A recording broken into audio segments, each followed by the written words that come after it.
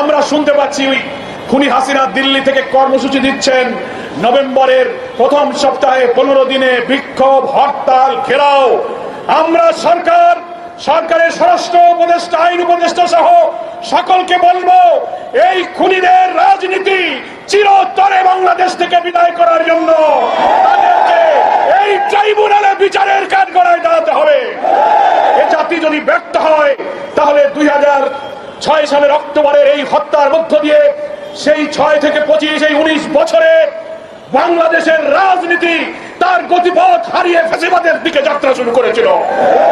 24 সালে এসে সেই ফ্যাসিবাদী রাজনীতির দীর্ঘ যাত্রাপথে গতি হারানো রাজনীতিকে সহস্রাধিক জনতা জীবন দিয়ে নতুন বাংলাদেশের জন্য দেশকে নতুন করে স্বাধীন করেছে।